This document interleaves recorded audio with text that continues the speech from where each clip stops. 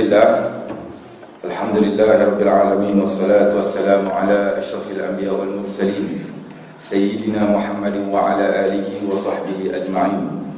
Allahumma salli ala sayyidina Muhammadin tibbil qulubi wa dawaiha wa afiyatil abdani wa shifaiha wa nuril absari wa diyaiha wa ala alihi wa sahbihi ajma'in. Rabbi shrah li sadri wa yassir li amri wahlul 'uqdatam min lisani yafqahu qawli, amma ba'd. Pengurusi serta jawatan kuasa surau, para imam, para bilal, tuan-tuan, puan-puan, hadirin hadirat, alhamdulillah, syukur dan berterima kasih banyak kepada Allah Subhanahu Wa Taala. Kita masih lagi dipanjangkan umur sehingga ke pagi ini kita diberi kesihatan yang baik dan kita diberi kelapangan masa untuk dapat datang solat berjemaah, dan kita diberi keringanan badan untuk duduk sebentar dalam majlis ilmu ini. Mudah-mudahan ianya memberi manfaat dan kebaikan kepada kita. InsyaAllah kita sambung pagi ini berkenaan dengan munakahat, iaitu bab berkaitan dengan beberapa masalah yang berkaitan dengan perkahwinan, yang antaranya kita sudah sebut sebelum ini, perkahwinan itu boleh rosak, boleh terbatal. Bagaimana sembahyang itu boleh terbatal dengan berlakunya benda-benda yang membatalkan solat. Maka perkahwinan itu jangan kita anggap kita kahwin sekali dan kita tak pernah kata aku ceraikan kau kepada isteri. Jangan anggap perkahwinan itu seolah-olahnya kita boleh ambil sambil lewa. Sedangkan benda-benda yang membatal dan merosakkan perkahwinan itu sangat banyak. Sangat banyak. Banyak. Macam mana sembahyang itu boleh terbatal bukan dengan satu sebab, bukan hanya dengan kentut contoh, tetapi dengan bercakap, dengan dada berpaling daripada kiblat, bergerak 3 langkah yang bertutur. Banyak sebab yang boleh menyebabkan solat itu terbatal. Kita pergi buat haji atau umrah, banyak perkara yang dilarang, boleh menyebabkan batal haji atau kena bayar dam. Kita berpuasa, banyak sebab juga perkara yang berlaku boleh membatalkan puasa. Maka perkahwinan yang sudah dilalui oleh sebahagian besar dari kita, maka jangan beranggapan kita dah kahwin 20 tahun, 30 tahun, 40 tahun. Jangan ingat perkahwinan itu kita rasa okey dah ni, tak ada apa-apa dah ni. Kita takut sedang di tengah-tengah perjalanan itu berlaku satu benda yang kita tak jangka. Sebagai ulangan sedikitlah apa yang kita sudah bincangkan. Bulan lepas kita tak ada kuliah munakahat, 2 bulan sebelum tu, 3 bulan sebelum tu. Pertama, kita dah beritahu sebelum ni, pembahagian kepada talak dan cerai ni ada 2 jenis, 2 kategori. Satu jenis cerai yang boleh dirujuk, talak rajai namanya, cerai yang suami boleh rujuk, tak banyak. Satu jenis je, at-talaqu marratani fa imsakun bi ma'ruf aw tasrihun bi ihsan. Allah bagi tahu dalam Quran kota suami ni boleh ceraikan isteri dia 3 kali je, yang boleh rujuk 2 kali. At-talaqu marratani, yang boleh dirujuk 2 kali je. Talak pertama, talak kedua, talak 1, talak 2, itu je boleh rujuk. Rujuk tu pun kita dah sebut mesti dengan verbal, lafaz. Dalam mazhab Syafi'i mesti lafaz, aku rujuk kau, aku ambil kau semula sebagai isteri. Perbuatan tak dia iktiraf. Dengan perbuatan, dia pergi jimat ni isteri dia, dia pergi hubungan kelamin dengan isteri dia kata dah rujuk. Itu tak. Dalam mazhab Syafi'i tidak mesti verbal, mesti dia kata aku rujuk kau, aku ambil kau semula sebagai isteri. Walaupun isteri tak setuju, tetap berlaku rujuk. Rujuk tak perlu kepada persetujuan isteri. Al-Baqarah 190 itu ada. Nanti insyaAllah barujuk kita akan detailkan. Yang kedua, cerai ni yang bain, tak boleh rujuk. Jangan ingat semua cerai boleh rujuk, tuan-tuan. Saya pernah jumpa orang, dia cerai isteri dia dalam seminggu lebih, dia kata aku rujuk kau balik, aku ambil kau semula sebagai isteri. Sedangkan penceraian dia dengan isteri seminggu yang lepas tu bawah bain. Maknanya penceraian yang tak boleh dirujuk. Cerai yang tak boleh rujuk ni lagi banyak, tuan-tuan. Kalau pasangan itu bercerai, anda bain, maknanya cerai 2, satu sughra, satu rajai boleh rujuk, yang kedua bain tak boleh rujuk. 2 saja jenis cerai, maknanya satu boleh rujuk, satu lagi tak boleh rujuk. Yang tak boleh rujuk ni banyak jenis. Banyak jenis. Dia bercerai dengan isteri dia, anda bain, maknanya cerai yang tak boleh rujuk. Tapi sebab jahil, sebab tak belajar, sebab ingat cerai itu semua boleh rujuk. Sedangkan banyak lagi cerai yang tak boleh rujuk. Dia pun pandai-pandai suami isteri ni, suami kata aku rujuk kau, dia pun hidup sekali. Sedangkan penceraian itu tak boleh rujuk. Kalau dia rujuk pun tak valid, dia kata aku rujuk kau, tak sah. Sebab cerai dia bukan yang boleh suami rujuk balik. Kena ambil tahu lah dalam hari ini ilmu rumah tangga. Mungkin kita tak kena, tapi untuk anak cucu kita, untuk jiran tetangga kita, untuk kawan-kawan kita yang ada masalah, dan kita boleh share dengan mereka. Bain pula yang tak boleh rujuk ni ada dua. Ya, kita nak masuk. Bain yang tak boleh rujuk ni, mana cerai satu rajai boleh rujuk, yang kedua bain tak boleh rujuk. Yang tak boleh rujuk ni dia beranak lagi pula. Ada surah, ada kubra. Ada cerai yang tak boleh rujuk. Memang cerai tu tak boleh rujuk bain, tapi dia boleh kahwin balik. Dia boleh shake hand, akad nikah baru. Kena kalau nak balik pasangan tu kena akad nikah baru. Jumpa tok kadi, jumpa pak tua, pak perempuan tu akad nikah sekali lagi. Tu bain sughra namanya. Ada cerai yang namanya bain kubra, langsung tak boleh kahwin dah. Full stop, tamat kahwinan tu. Habis. Sampai kiamat tak boleh kahwin dah pasangan ni. Itu bain kubra. Langsung tak boleh kahwin dah. Yang bain sughra ni boleh kahwin. Rujuk tak boleh nak, tak balik. Kalau dia kata aku rujuk pun tak boleh. Dia kena akad nikah baru. Kita dah sebut juga sebelum ni, antaranya khuluk, iaitu cerai dengan tebus talak. Bayar. Isteri bayar duit kepada suami. Kita akan detailkan, tapi kita nampakkan gambar umum. Lepas tu, janda berhias tak boleh juga. Janda berhias, ingat tak tuan janda berhias ni apa? Apa dia Haji? Dia berjumpa bersama, suami tinggal ke Habab sama ni ingat je lah. ya, suami dia tinggal ke Tu poin dapat dah. Habab sama ni memang ingat. Tak apa, memang ni ingatan tu sangat kuat lah bila bab sama. Gua lah Jina bagi ni.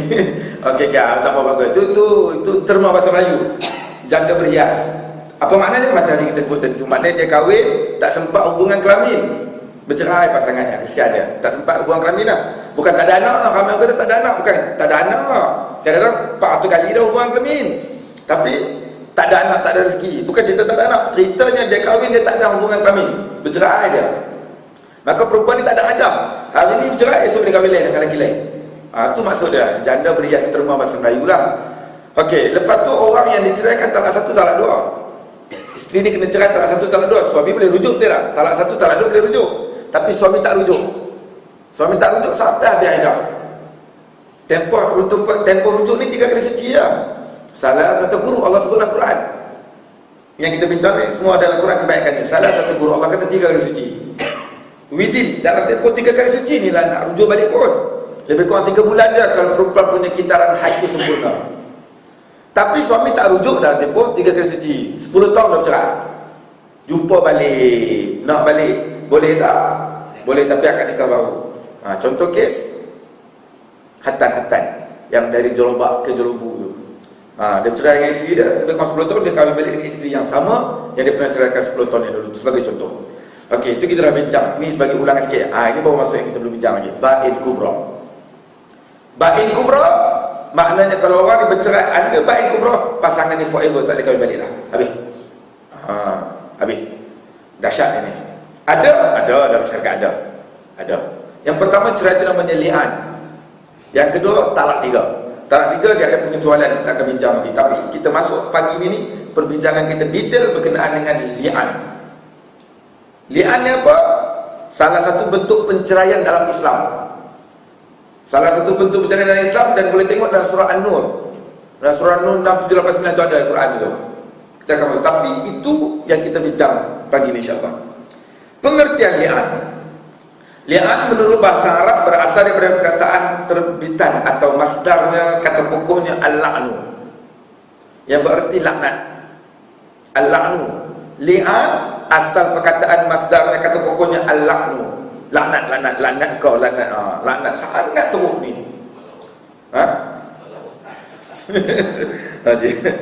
Ini kerana orang yang berli'an, pada pasangan yang berli'an, maknanya saling berlaknat, dia berlaknat, akan berkata pada kali pertama, anna la'natallahi alaihi in kana minal kadhibin. An-Nur ayat yang ke-7. Allah Subhanahu wa taala kata sesungguhnya laknat Allah atau Allah melaknatnya jika ia di kalangan orang yang berdusta atau orang yang bohong. Kalau dia bohong, makna apa? Dia tuduh isteri dia sesuka hati. Laknat yang apa makna dia ni kita akan sebut nanti, tapi makna dia macam mana? Suami tuduh isteri. Dia kata isteri dia berzina dengan lelaki lain. Atau dia tak mengaku anak tu anak dia dalam kandungan tu. Dia sanggup bersumpah atas nama Allah. Kena sumpah atas nama Allah mana ni. Dalam keadaan ni isteri pun kena berjawab balik. Kalau dia mengaku iya kan, kalau dia nafi dia kata demi Allah juga, wallahi aku nafikan juga. Maknanya kalau orang ni berbohong, dia berbohong dengan Allah je lah ni. Kita tak tahu. Benda ni kadang-kadang kita tak tahu atas dia, individu dia, kelakuan itu berlaku atau tidak, pertuduhan suaminya dia berzina atau tidak. Bila suami tu rasa curiga, ragu-ragu, dan suami tu rasa yakin bahawa dia ni dah berzina dan suami ni sanggup bersumpah, prosedurnya adalah li'an. Benda ni adalah Al-Quran. Menurut sebahagian ulama fiqh, al-la'nu itu li'an, laknat ini bermaksud menjauhkan.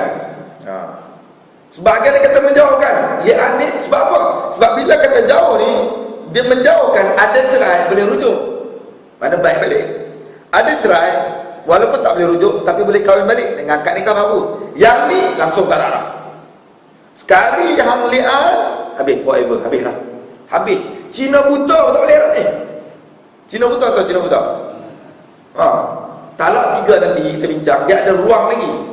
Tu pun tak boleh Cina buta ni. Rasulullah kata mal'unun, perbuatan tu dilaknat. Tapi ada ruang lagi, pasangan tu boleh kahwin balik. Kalau talak 3, jika bekas isteri itu sudah berkahwin lain, at least alal akal, sekurang-kurangnya sekali ada hubungan kelamin isteri itu dengan suami baru. Tuan-tuan, ada sikit lah cerita. Boleh tak cerita sikit tak? Pasal Cina buta ni. Cina buta ni apa dah kau abla apa? Cina buta apa? Bangla buta ke apa kan? Kalau search Google tu, kalau yang banyak internet tu search Google, kalau Cina buta memang ada benar. Saya pernah banyak versi dia, antara cerita tu di endul. Betul tak betul apa lah, benda pernah Google. Betul tak betul aku tak tahu lah kan.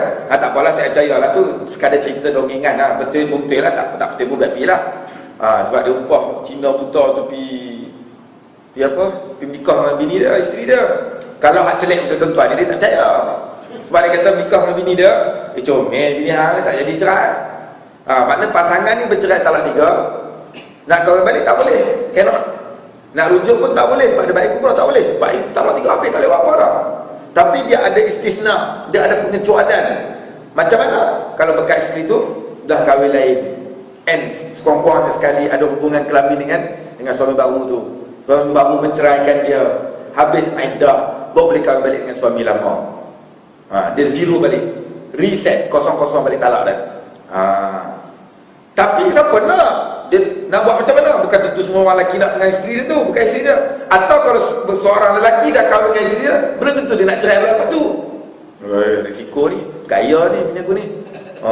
Contoh. Lepas tu dia plan. Dia rancang macam mana nak buat ni. Kalau ambil celik ni tak boleh, tak percaya aku. Ambil orang hak tak celik, buta tak nampak apa. Gajah ke tikus ni. Dia tak tahu apa, sekadar dia rasa je. Tapi jangan main lah, rasa dia kadang-kadang lebih hebat orang nampak ni. Kemudian macam tu lah ceritanya.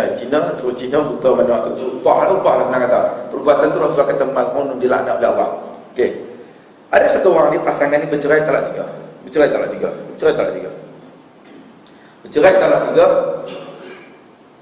Suami ni jenis tahu juga hukum. Macam betul lah mengaji ni sikit ni, tahu lah. Oh tak boleh rujuk lah, tak boleh nikah ni. Bila kamu buat satu benda yang Allah laknat, kesan dia teruk padah. Maklumnya Rasulullah kata perbuatan tu dilaknat Allah. Dia plan dengan satu orang, mat, kau tolong kahwin dengan isteri aku, bini aku. Minta tuan-tuan nak sebut bini ni lah. Bahasa Kedah tu bini tu biasa, betul tak? Ada kata sebutlah isteri lembut sikit, tapi dah nak macam mana, dah bahasa Kedah tu bini tu biasa.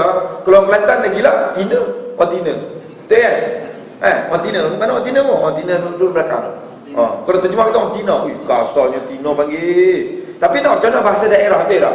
Bahasa daerah ni minta maaf tuan-tuan, selalu saya sebut, tolong maafkanlah. Kalau orang Kedah tak sebut meninggal, dia sebut mati. Orang kata mati ni Allah, sebutlah meninggal sikit. Tapi nak macam mana? Mati tu biasa. Mati dah. Orang kata meninggal. Dah nak macam mana bahasa tu? Kalau kita sebut lah orang Kedah nikah orang Kelantan cukup bahaya. Yang tu apa? Kopek. Kopek. Orang Kedah kopek ni apa? Kopek duit. Orang kata kopek tu kopek nyok, kopek kelapa. Orang Kedah kopek tu wallet dia lah. Kopek duit abang, mana kopek duit abang? Tak apa bahasa tu, kopek duit wallet. Nikah dengan orang Kelantan, balik rumah mentua sekali-sekala. Pagi-pagi nak pergi sarapan, wallet hilang. Ya, kopek abang mana kopek abang? Kopek abang yang besar tu mana? Mentua dengar pagi-pagi cari kopek lah, mentua aku ni. Nanya anakku. Tapi tahu macam mana? Terjemah tanah jadi lain maknanya. Jadi benda ni, minta maaf lah, bahasa ni kadang-kadang orang kata, apalah sebut bini, sebutlah isteri. Dia kenegerian, bukan kenegerian, makna kita tu besar di tempat tu, dia jadi bahasa tu biasa dia tu. Tapi di tempat lain, rasa macam ralat sikit. Tak apalah, maafkan saya orang tuan-tuan. Hak tu jangan ambil hati sangat. Dia tahu, kalau budak dia kurang ajar, dia sebutlah isteri. Dia cerai isteri dia talak 3. Dia tahu sikit-sikit hukum. Betul dia nak kahwin tak boleh, nak rujuk tak boleh. Dia temat, kau nikah dengan bini aku, tapi jangan jimat. Sekali je kau jimat ni, kau jangan lebih-lebih kau tumbuk ni. Yalah, pada lebih-lebih. Sekurang-kurang sekali dia nak tahu hukum bagi lepas sekali dulu jimat. Kalau lebih-lebih aku siap kau. Lepas tu kau ceraikan dia. Tak cerai, tembak kau nanti. Plan, mak buat, tak apalah, benda best. Buatlah. Itu namanya Cina buta. Ada satu orang ni, dia cerai dalam 3 tu lah. Dia pening kepala. Sebab apa dia kata kalau nak nikah balik, kena pindah pejabat agama, betul tak? Payah. Dia kata payah.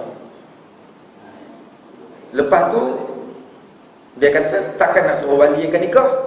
Wali ni, bapak ni wali, ya betul tak? Kena nikah pakai wali Dia kata kata betul tak? Nanti wali kata wali ni tahu pasal apa anak aku nikah cerai ni pelik, keluarga kecoh. Sebab nikah ni kena wali, betul tak? Kena guna wali. Dia tak boleh. Betul, dia sejak lah, nikah kena guna wali. Lepas tu dia kata, macam mana nak buat ni? Dia pergi ya, macam tahu cerita je. Cepat jawab. Kaki wah. Gua lah Cina. Pergi Thailand, pergi Siam lah. Dia nampak tu je pegang. Tak apalah. Dia pegang nak 2 marhalah tu. 2 marhalah je boleh pakai, tak ada wali dah. Walaupun wali ada, hidup main risau bed pergi. Pergi nikah sana. Tapi silap dia, tu kata buat benda laknat ni, dia fikir tak habis. Dia jadi nak gelonjok, dia menikah, dia hotel. Maknanya sedikit. Dia pergi sana, dia ingat nikah sana semua boleh. Sedangkan kalau pernikahan di mana-mana tempat pun, kalau wali hakim itu wali yang tak diiktiraf oleh pemerintah. Ini kalau Thailand, mana kerajaan Thailand, Majlis Agama Islam yang mengeluarkan tauliah itu kepada empunya badan itu, balik ke Malaysia pun tak sah, tak iktiraf. Dengan aku dia boleh, sedangkan dia tak ada kuasa. Ini banyak. Kalau tuan-tuan pergi nikah kat Thailand ke mana, jangan kata hari ni mungkin susah punya knowledge ni, mana kita tahu kan rezeki ni kan. Tapi kalau boleh jangan buat jatulan lah. True undang-undang lah, true legal lah. Kalau kata terdesak sangat pula, bukan saya suruh ni rakam, bukan saya suruh ni. Ada lagi kata aku suruh lah, tak. Cuma nak peringat, dia ada warning sikit. Kalau kata nak apply poligami di mahkamah, takut belah sana tu. Takut. Sedangkan poligami tak perlu kebenaran isteri, tak perlu. Saya bagi tahu tak perlu no. Tuan-tuan kalau faham kata poligami ni kena dapat kebenaran isteri, salah tu. Salah. Perempuan dengar pagi ni ke poligami tak perlu kebenaran perempuan, tak perlu. Habis tu siapa boleh nikah kat siap? Dah tak perlu nikah dekat Malaysia. Dia dua sebab. Satu sebab kalau kata dia tu apply di Malaysia through legal, through court di Malaysia, dia akan bila dia apply di High Court Mahkamah Tinggi, satu salinan saman, surat lah bahasa kampung kita, satu salinan surat atau saman akan dibagi kepada isteri sedia ada. Itu nanya tu. Dia kata kita nak masih senyap.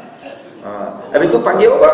Panggil tak tanya, setuju tak? Mahkamah nak siasat lah, investigate sikit. Makan minum okey tak? Tempat tinggal okey tak? Nafkah ni berjalan elok tak? Kalau lah contohnya isteri ni boleh buktikan evidence, proof, keterangan itu mahkamah puas bahawa perkahwinan kedua, ketiga, keempat tu, kalau suami kata, isteri kata, saya mahkamah dia nak nikah 4 betul tak masalah lah. Tapi kenapa? Ni baju ni bandel 3 tahun tak nak basuh ni. Mai tadi botol minyak saya bayar, nak dekat lain. Ni bukti ni, biar hari tempoh lain kawan ni. Kalau mahkamah puas contohlah, lulus agak-agak lah. Jangan mimpi lah. So dia kata tak boleh lah, payah. So dia pergi sana. Dia pergi di sepadan lah, pergi negara, pergi Thailand lah. Kadang-kadang dia pergi sana, kadang-kadang kita tengok gaji dia belah ribu, banyak lah gaji dia. Ekologi dulu dah tu. Tapi dia kata malas. Dia kata apa, kalau apply di Malaysia, dia akan cetuskan peperangan dunia ketiga. Yalah, dia bagi kat sana memang perang dia kata, payah. So dia kata jangan pergi sana. Sebab apa? Dia kata dengan perempuan ni mudah. Semua mudah. Saya jumpa dia pun ni seolah-olah mereka ni, sebab jawapan dia synchronize, jawapan dia selaras. Saya rasa dia pernah ada guru WhatsApp. Guru-guru poligami ni mencari guru WhatsApp sebab sama je jawapannya. Dia kata dengan perempuan ni mudah je. Dia ada satu prinsip, dengan perempuan ni lebih mudah minta maaf daripada minta izin. Betul tak betul, aku tak buat lagi. Dia kata jangan, yang abang nak kahwin seorang lagi sampai kiamat tak dapat. Pergi nikah senyap, balik dia kata yang abang nikah semalam, ambil lamah 3 kilo ni. Lama-lama okey, betul ke tak tahulah, try dulu lah. Okey, tak apa. Dah lah ni aku buat muka marah dia macam tu. Dia ubah. Ustaz ni nak tumbuk ni. Dia masing-masing buat. Aku boleh dosa pahala banyak ni, jangan ubah aku. Just share for our future. Okey, lepas tu kena dia kalau kata pergi dia kena di Malaysia tak perlu kenalan. Okey, nak tu. Okey, tak apa. Kalau dia pergi sana pun balik kena daftar cepat lah. Tapi bukan suruh kalau boleh buat di sini lah. Buat di sini tak apa. Okey. Dia pergi, kalau kata dia pergi kahwin di sana pun, tapi kalau guna wali yang dia tidak diiktiraf oleh kerajaan sana, itu namanya syndicate. Bila cek balik dah ada senarai namanya yang diupdate. Macam Haji Rizak still juru nikah kita. Dia ada expired tak? Haji Rizak ada expired tak dia punya juru nikah tu? Kau valid sampai ke liang lahat? Tak ada. Tak ada. Wali hakim ada kuasa wali hakim. Wali hakim ada juga. Kuasa wali hakim ada. Dua wali, yang wali juru nikah dengan wali hakim. Wali hakim ada sebab tak? Wali hakim, anak luar nikah, mualaf, haji boleh wali juga. Dia ada dua, satu juru nikah, satu lagi wali hakim. Wali hakim ada kuasa, ada tolak. Tak pasti. Wali hakim ni maknanya asalnya dia istilahnya nama lah wali hakim dulu wali raja. Asalnya anak luar nikah, nanti kita bincang tu. Anak tak setaraf ni, perempuan nak nikah dengan mualaf, atau wali raib, perempuan tak nak wali dah. Apa lagi? Wali enggan. Bapak ni tak mau. Anak dara tu nak nikah masuk lagi, tuan-tuan tak mau anak belakang menantu tu. Ni cerita pasal apa kat ni? Lepas tu budak ni mengadu kat mahkamah kata boleh nikah. Bapak tak bagi tapi mahkamah kata boleh. Maka guna wali raja namanya. Wali raja. Sebagai kata wali hakim, wali raja. Asalnya raja kena wali tu sebab dia yang kena nikahkan, sebab dia penguasa agama. Tapi raja sibuk, dia bagi kuasakan rakyat-rakyat ni ada tertentu untuk menjadi wali bagi pernikahan, certain pernikahan. Okey, itu maksud macam tu. Okey, bila kata dia pergi kahwin dekat sana, sedangkan bila dia buat satu benda yang Allah larang, dia nampak kesan dia. Dia pergi sana, dia minta satu orang, dia ingat pergi nikah kat sana semua lepas hukum. Sedangkan perkahwinan itu di sebuah hotel sahaja. Tuan-tuan, nikah jabat agama, jangan nikah di hotel di KFC, di McDonald ni. Tak, memang berlaku. Dia ingat pakai serban, buat baju Melayu, nikah semua wali tu. Padahal baju tu boleh beli. Rubber stamp cop tu boleh buat tak? Mengaku wali, mengaku qadi. Jangan pengaruh itu. Jadi bila balik tak sah. Sebab apa? Itu syndicate, bukan wali yang diiktiraf, juru nikah yang diiktiraf oleh penguasa di sana. Maka orang ni tadi dia tertalak, isteri dia talak 3. Dia nak kahwin tak boleh, nak rujuk tak boleh. Dia pergi Thailand, dia nak elak. Kalau Malaysia kata wali dia tahu, nanti keluarga kecoh, dia pergi Thailand, nikahkan satu orang lelaki di hotel. Dia plan dengan kawan dia, "Jom man, kau tolong kahwin dengan bini aku."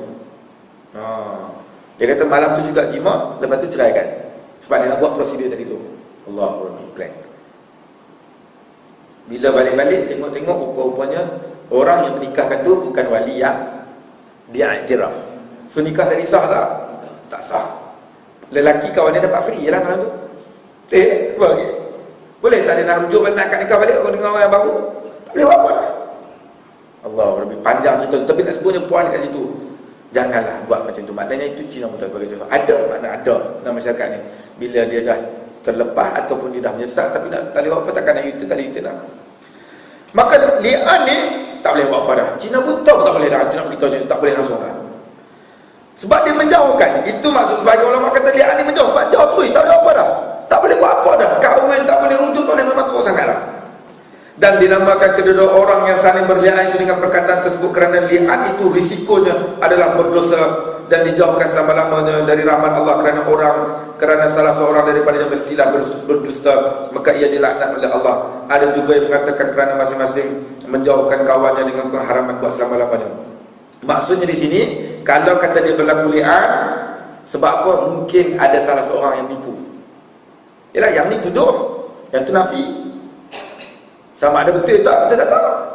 Yang ni pula mungkin dia tuduh, sana pula betul, tak tahu juga. Maka risikonya sangat besar kepada orang yang melakukan cerai li'an ini, tuduhan ini. Tuan-tuan, sangat banyak orang, sangat banyak. Benda ni dekat tuan-tuan pun ada benda ni noh. Tapi saya tak mahu sebut lah, tak baik. Tapi ada ujian yang Allah uji perkahwinannya dengan isteri yang agak naughty. Naughty ni apa tuan-tuan? Notification, nakal kan. Jadi benda ni jangan ingat lelaki je kan. Lelaki lah malam baik dah, perempuan tu kan duduk nakal sikit lah ni. Jadi dalam keadaan ni Allah Rabbi sabut tuan-tuan, sabut.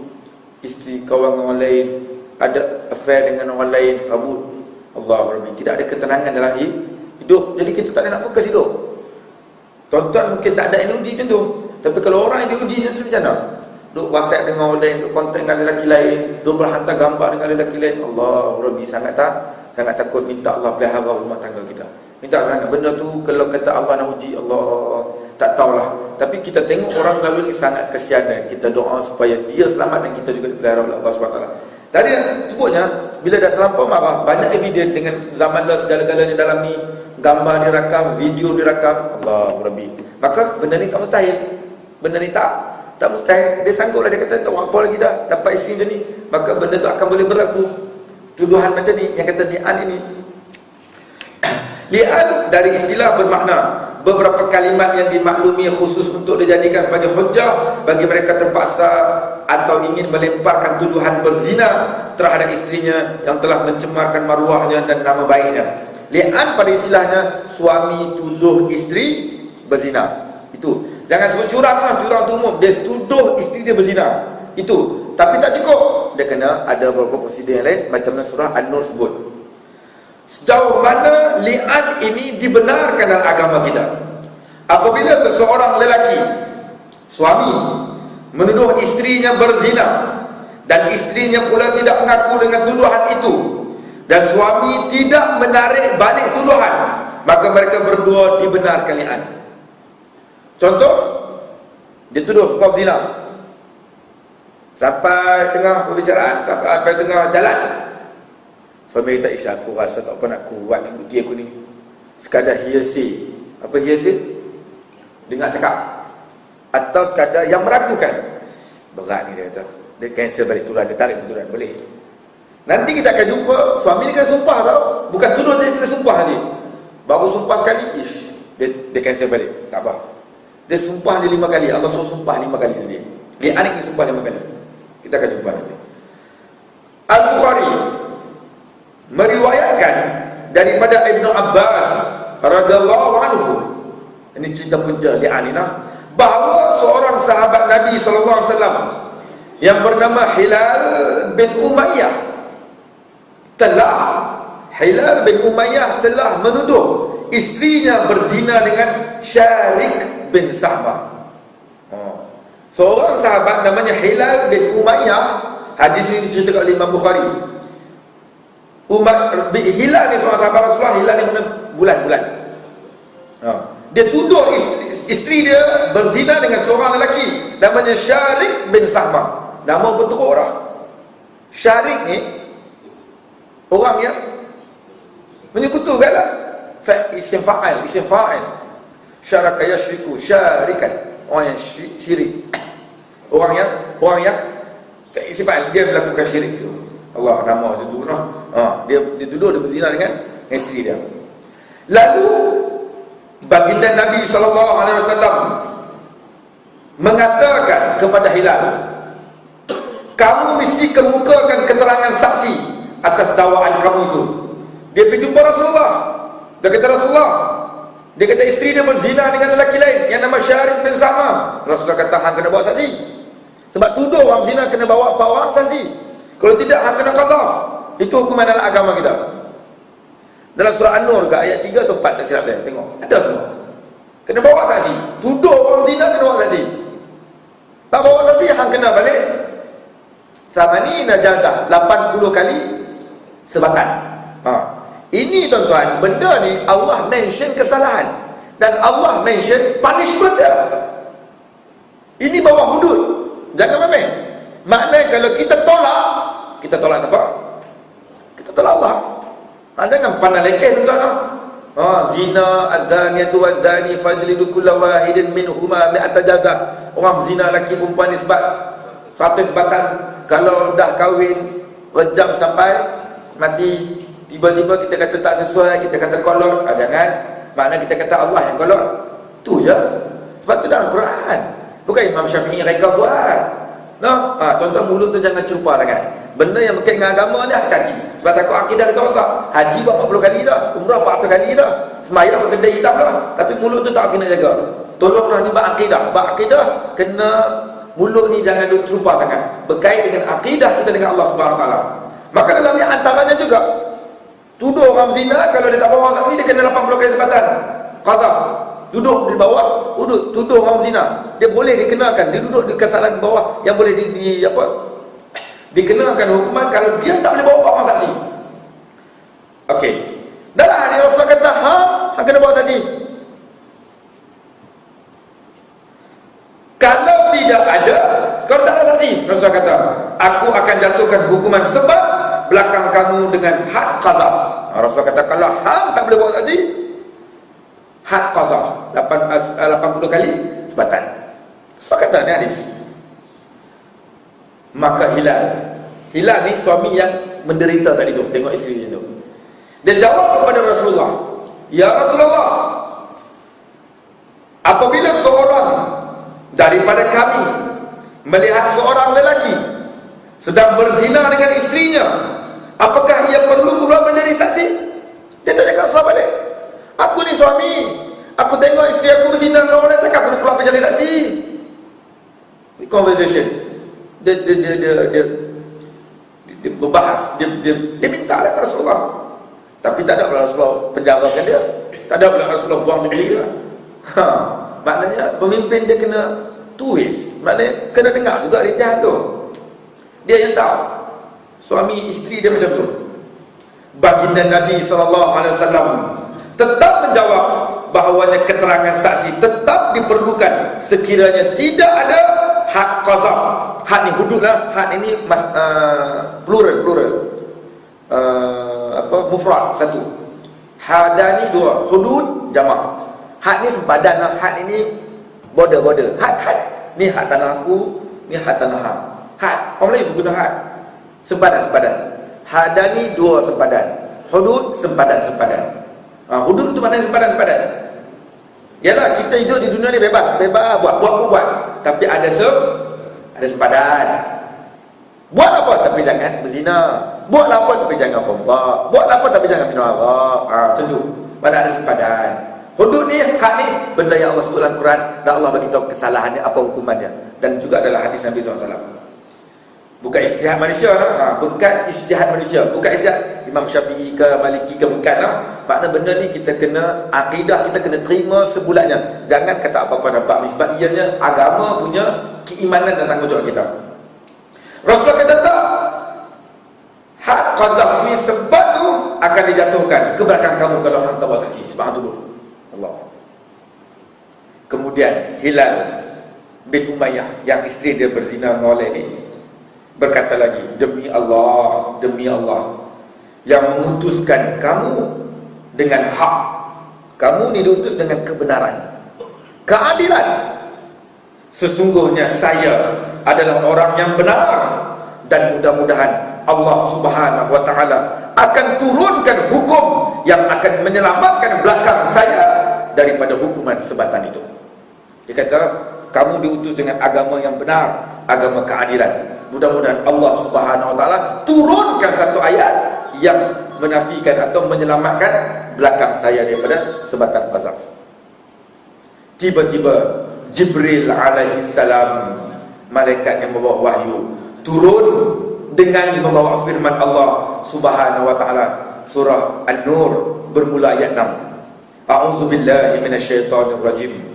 Walladzina yarmuna azwajahum wa lam yakun lahum syuhada'u illa anfusuhum fashahadatu ahadihim arba'a syahadatin billah innahu laminas shadiqin.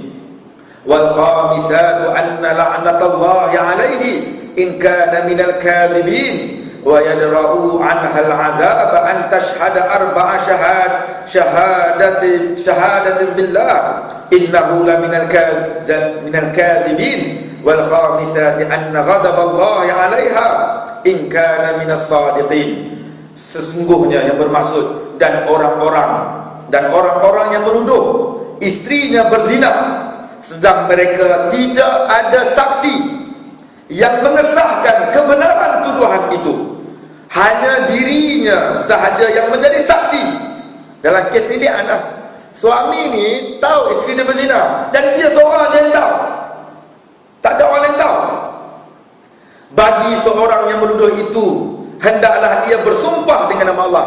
Allah longgarkan di situ, tak payah 4 orang saksi, tak payah lah. Kata hilang ni orang yang benar. Ini kata wahyu itu menyebelahi orang lain. Banyak yang wahyu turun sebab menyebelahi Sayyidina Umar. 5 ke 6 tempat ayat Quran tu turun sebab Sayyidina Umar. Sebab Sayyidina Umar minta pasal aurat. Sayyidina Umar minta tu. Banyak. Dia sampai dia debate dengan Rasulullah. Dia kata kalau wahyu dia surrender, turun semua menyebelahi Sayyidina Umar. Allahu Rabbi. Nak ajar dekat situ, kalau kita jadi satu ketua, kita jadi orang atasan, memang kita ada power, tapi dengar kata orang bawah juga, dengar juga pendapat orang. Sebab kadang-kadang kita di manusia belum tentu pendapat itu betul. Dalam kes ni Allah nak tunjuk kepada kita itu pengajaran di sebalik cerita itu. Boleh Allah buat semua Rasulullah itu betul, tapi Allah nak ajar, maknanya indirect punya pengajaran kepada kita. Rasulullah menerima, tak kata apa-apa. Ini contoh ayat ni lagi. Rasulullah kata tetap dengan firm dengan pendirian asal. Sebab itu nas yang asal. Tapi dia kata demi keadilan, inilah hilal minta dan turun ayatnya. Allah kata tak payah saksi, sekadar sumpah dengan nama Allah. Dengan bersumpah, Allah kata dengan 4 kali sumpah. Wallahi, wabillahi, watallahi. Dia tuduh isteri dia berzina dengan mana lagi, atau dia kata dia nafikan anak tu. Wallahi, wabillahi, watallahi, saya nama A bin B menuduh isteri saya C binti D berzina dengan orang lain, atau saya nafikan bayi dalam kandungan. 4 kali. Dan sumpah yang kelima, wal khamisati anna la'natallahi 'alaihi in kana minal kadhibin. Dan yang kelima, sumpah yang kelima bahawa laknat Allah akan menimpa dirinya jika ia dari kalangan orang yang berdusta. Sumpah kali kelima, dia kata wallahi, wabillahi, watallahi, saya meneruskan pertuduhan ini. Kalau saya berdusta, laknat Allah kata saya. Ini hanya iman dengan Allah. Kalau dia tak takut kata Tuhan, dia sanggup sumpah je. Hari ini sumpah ni dia jadi mainan lah. Sikit-sikit sumpah, pelik kita ni. Maka ni dia sumpah dengan nama Allah dan sanggup dilaknat Allah. Dia terselamat daripada sebatan qazaf. Ini sahaja pengecualian dalam bab hudud. Kalau tuduh orang zina, tak payah bawa saksi. Ini sahaja, iaitu bagi suami dan isteri. Tapi kesan yang sangat besar, iaitu mereka tak boleh kahwin sampai bila, tak boleh rujuk sampai bila habis dah, tamat perkahwinannya. Dan bagi menghindarkan hukuman seksa atas isteri, dan hendaklah ia bersumpah dengan nama Allah. Isteri pun kena sumpahkan nama Allah, balas balik 4 kali juga. Dia kata wallahi, wabillahi, watallahi, saya nama C binti D, isteri dia, saya menafikan tuduhan suami saya A bin B 4 kali. Wal khamisati anna ghadaballahi 'alaiha in kana minas sadiqin. Dan dia bersumpah kali kelima, wallahi, wabillahi, watallahi, saya nama C binti D, dengan nama Allah, saya sanggup dilaknat Allah kalau saya berbohong atas tuduhan itu. Maksudnya dia selamat kena rejam umpat tu, suami pun selamat kena sebab 80 kali kesempatannya. Tetapi kesannya tak boleh kahwin bila-bila, tak boleh rujuk bila-bila mereka ni. Tetapi kalau isteri tu mengaku, saya mengaku, wana'udzubillah lah dia mengaku, maka hukuman dia apa? Punishment dia apa? Rejam sampai mati. Ini hukuman dalam agama kita. Tapi hukuman tu tak ada di Malaysia, belum lagi, insyaAllah belum lagi. Ini merupakan dalil, ini nas dalam Al-Quran yang menunjukkan bahawa si suami apabila ia menuduh isterinya berzina dan gagal mengemukakan saksi, maka wajib dijatuhkan hukuman had qazaf, ya, tetapi sekiranya dia berlian maka gugurlah had ke atasnya, dan qazaf itu pula adalah sebanyak 80 kali sebatan. Asalnya dia tuduh isteri dia berzina, dia kena 80 kali sebatan. Tetapi kalau dia sanggup bersumpah tadi tu, maka terselamat dia dengan 80 kali sebatan. Tapi dia atas dia dengan Allah Subhanahu Wa Taala, sama ada dia berlaku benar atau tidak. Bilakah li'an dibolehkan? Li'an terbahagi kepada dua bentuk, iaitu yang pertama, seorang lelaki suami menuduh isteri berzina dan dia tidak mempunyai 4 orang saksi ke atas isterinya dengan apa-apa tuduhan. Kalau ada 4 orang saksi, biar 4 orang saksi itu jadi saksi. Tak payah li'an lah. Tapi kalau dia tak ada saksi, dia yang tahu. Sebab inilah valid dan failure benda ni. Kalau dia tahu macam mana ramalan ni, hotel, rumah, kita mana ada tutup nak cari saksi, mana berat tu dah, bukan senang tu doang. Tapi suami dia udah tak hati, dia tak tahan dah.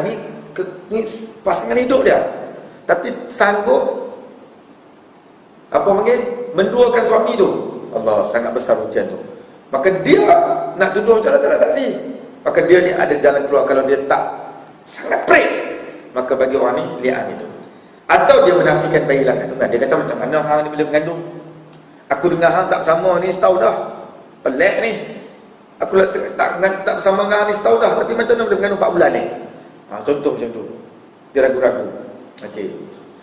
Dalam masalah yang pertama, haruslah dia berniat bahawa dia yakini isterinya telah benar-benar berzina, seperti mana ia melihat sendiri isterinya itu berzina, atau isterinya mengaku telah berzina dan ia mempercayai pengakuan tersebut. Sama ada dia nampak dengan evidence yang dia yakin, atau dengan pengakuan daripada isteri. Dia terbang tentang hal saya berzina dan 2 hari lepas. Allah, kita hanya awak teruk sangat ni. Tak tahu lah bang, saya pasal nak zina dengan oleh Allah. Contoh lah, suami marah, mana tak marah. Dia tahan, dia pelik maka dia boleh lihat macam tu. Contoh cerita lah macam tu. Dia kata aku nak, ni tak boleh dah. Ni kata janji dengan aku sampai mati, tapi hang buat macam ni dengan aku. Nak cerai kata tak sanggup, takut boleh rujuk pula. Tak boleh, aku bagi yang paling teruk macam ni. Lihat. Itu cara macam tu. Itu cara lah yang disebut dalam agama kita. Cara yang paling baik, yang paling afdal, dengan menceraikan isterinya dengan talak dan tak perlu li'an. Itu yang paling baik. Maknanya dia marah sangat pun, dia tak li'an dah. Dia cerai biasa lah. Aku cerai kau, talak 1 ke talak 2 kau. Habis kau pun talak 3 lah. Tak payah sampai li'an ni. Kalau dia marah sangat pun lah. Tapi kalau dia tu, tapi dibenarkan dalam agama sebab apa? Sebab tahap kemarahan orang tu mungkin dia yang tahu keadaan situasi pada ketika itu. Orang yang kita sangat sayang, orang kita sangat percaya, melakukan kecurangan itu. Wa na'udzubillah. Tetapi sekiranya ia sendiri tidak yakin bahawa isterinya telah berzina, maka tiada harus sama sekali dia membuat tuduhan berzina kepada isterinya. Kalau dia pun tak yakin, tak pernah yakin, main agak-agak saja, tak payahlah. Macam tu agama kata. Dalam masalah yang kedua pula, penafian ini dibuat dalam keadaan di mana ia mendakwa belum pernah menyetubuhi isterinya, atau sudah lama tidak menyetubuhi isterinya yang sudah kurang 6 bulan sebagai contoh, tetapi isterinya mengandung atau ada kandungan dalam perutnya. Dia dah lama tak buang kandung dengan isteri dia, paling kurang 6 bulan, dah lama orang tak tunjuk, tapi pelik dia boleh mengandung ni. Maka dalam keadaan ni, itu juga keraguan yang timbul daripada seorang suami. Ini juga jalan kepadanya untuk dia berlaku li'an. Kaifiat li'an macam kita sebut tadi itulah. Maknanya dia sumpah 4 kali, yang kelima dia sumpah dengan laknat. Suami nafi, isteri bernafi, sumpah 4 kali, dan yang kelima dia sumpah dengan nafi, dengan sanggup laknat Allah Subhanahu Wa Taala. Okey, implikasi li'an, kesannya tak boleh kahwin sampai bila-bila, tak boleh rujuk sampai bila-bila. Kalau nak kahwin dengan orang lain. Lelaki ni kahwin dengan perempuan lain, perempuan tu kahwin dengan lelaki lain, dengan pasangan yang sama, tak boleh dah. Dan orang yang li'an ni, agama tidak iktiraf saksi dia. Dia tak boleh jadi saksi lah. Ini sangat berat. Dia tak boleh jadi saksi lah. Makna kes-kes apa jadi saksi tak boleh ada. Sebab dia sudah tuduh dan berat tuduhan itu. Berat agama kata. Maka itu implikasi kepada orang yang berlaku li'an. Okey, saya sudah habis di sini berkaitan dengan li'an. Kira lumat lah ni. Sekadar kita tahu ilmu kita pagi ni kita dapat salah satu bentuk penceraian dalam Islam iaitu dengan cara li'an, kaedah li'an. Li'an ni apa? Boleh tengok dalam surah An-Nur kaedah itu. Cuma yang kita sebut detail tadi, suami tuduh isteri berzina atau suami nafikan bayi dalam kandungan. Itu makna li'an. Ini salah satu bentuk jalan keluar kepada permasalahan suami isteri yang ada isu dalam rumah tangga mereka.